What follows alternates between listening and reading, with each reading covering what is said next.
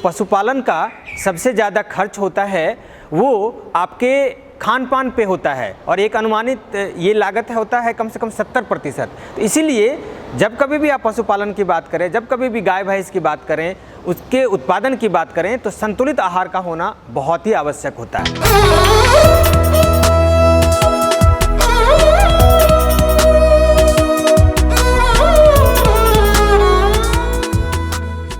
स्वस्थ पशुओं का रहता, देखभाल करने वालों का प्यार, संतुलित आहार से बने इनके समृद्धि का सार।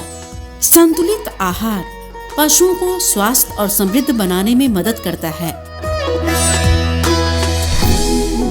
और इनके जीवन की गुणवत्ता को सुनिश्चित करता है, क्योंकि आहार का सीधा असर पशुओं की शारीरिक वृद्धि, कार्य क्षमता, दुग्ध उत्पादन और गर्भावस्था पर पड़ता है। यहाँ तक कि विश्राम अवस्था में भी अपने विभिन्न शारीरिक क्रियाओं जैसे पाचन, श्वसन, उत्सर्जन और रक्त संचरण जैसी क्रियाओं को सुचारू रूप से चलाने के लिए भी पशुओं को ऊर्जा की आवश्यकता होती है, जो खाद्य पदार्थों के ऑक्सी से ही इसे मिलता है। इस तरह से संतुलित आहार पशुओं के जीवन के लिए आवश्यक सभी पोषक तत्वों का मुख्य स्रोत है। आज बिहार के कई किसानों ने बिहार पशु विज्ञान विश्वविद्यालय से संतुलित पशु आहार प्रबंधन विषय पर प्रशिक्षण प्राप्त कर आर्थिक रूप से सशक्त बन रहे हैं। तू निश्चय तो कर, कदम तो उठा, निकल आएगा कोई रास्ता, कदम तो उठा।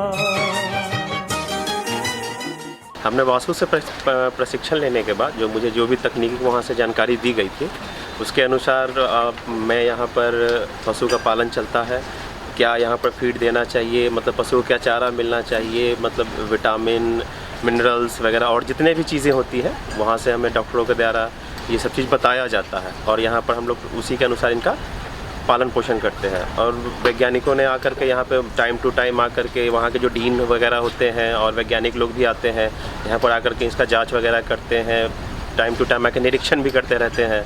उनके द्वारा निर्देश किए जाने के अनुसार मैं वहाँ पर आकर के यहाँ पर मतलब मेडिकल वगैरह सब या फैसिलिटी ये सब कुछ उन्होंने बताते रहते हैं और इसके लाभ भी हमें यहाँ पर काफ़ी अच्छे हैं कि आप लोग को इनकम भी यहाँ अच्छा खासा मिल जाता है। दूध के साथ साथ यहाँ पर हम लोगों को गाय का गोबर हो गया, गोबर यहाँ से जो लोकल जो यहाँ के लोग हैं वो यहाँ से परचेस करके भी ले जाते हैं, कोई उसका उपले के रूप में इस्तेमाल करने के लिए, कुछ वहाँ पर गोबर गैस को लेकर के इस्तेमाल करने के लिए, तो ये हम लोग को एक डबल बेनिफिट के रूप में मिल जाता है।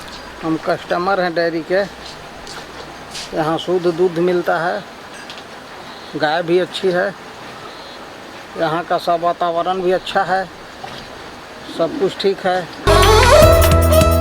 संतुलित पशु आहार के बारे में विस्तार से बता रहे हैं डॉक्टर पंकज कुमार सिंह, विशेषज्ञ, पशु पोषण विभाग, पशु चिकित्सा महाविद्यालय, पटना। वैज्ञानिक विधि से बताएं तो गाय के खाने में 60% करीब चारा होना चाहिए और 40% करीब दाना होना चाहिए। तो चारा में जो सूखा चारा और हरा चारा होता है, उस सूखे चारे में जो हमारे बिहार में और भारत के अन्य राज्यों में भी जो उपलब्ध है वो या तो धान का पुआल होता है या गेहूं का भूसा होता है। तो इसकी मात्रा अगर हम थंब रूल के हिसाब से करें तो एक गाय को, एक भैंस को करीब 6 से 8 किलो हम दे देते हैं।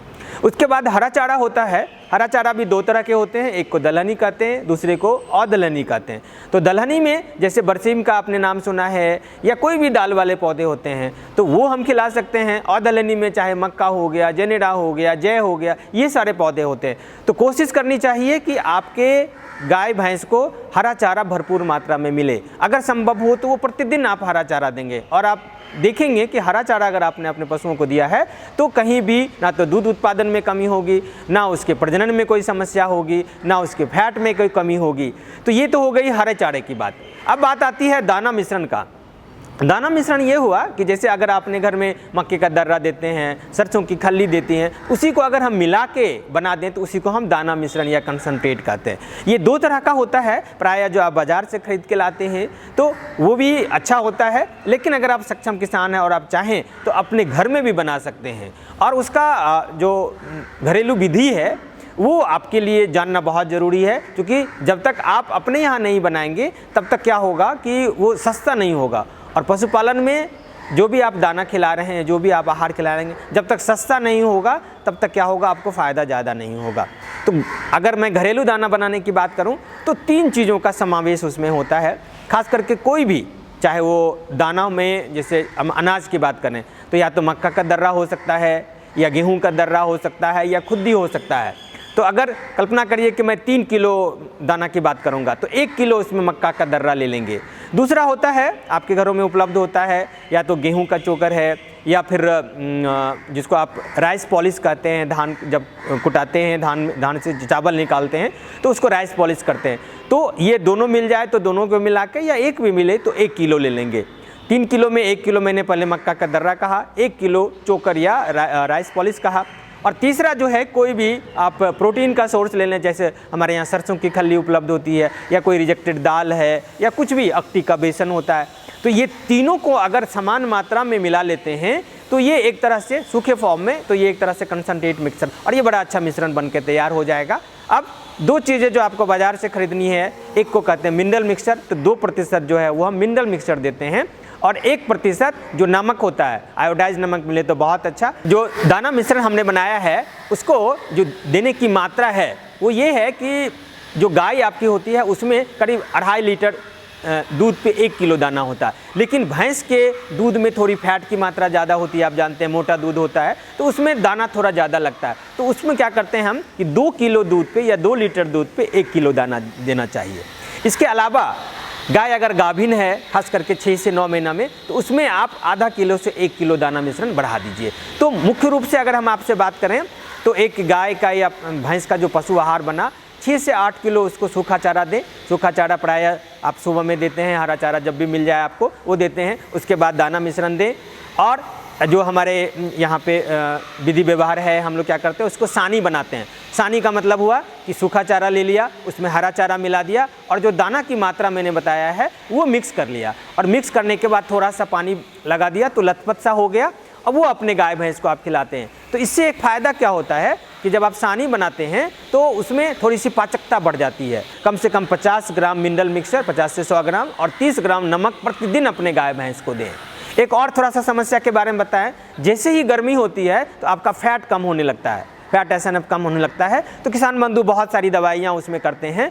तो अगर आपके पास कुछ दवाइयाँ नहीं भी उपलब्ध हैं तो एक घरेलू जो इलाज है उसमें आप क्या करेंगे कि जो मीठा सोडा होता है, इसको खावा सोडा कहते हैं, तो प्रतिदिन अपने गाय भैंस को 50 से 100 ग्राम अगर देते हैं तो आप देखेंगे कि पाचकता भी बढ़ जाएगी, फैट परसेंटेज भी बढ़ जाएगा, और खास करके गर्मी में ये बहुत उपयोगी है। ये तो हो गई कि चारे दाने की बात। अब आइए पानी हमारे यहाँ अधिकता रहती है, लेकिन फिर भी ध्यान में रखना है, खास करके ये कहा जाता है कि जितना आप चारा देते हैं, दाना देते हैं, उसका दोगुना पानी होना है। तो इसलिए आपके पशुओं में, गाय भैंस में कभी भी पानी की कमी नहीं होनी चाहिए।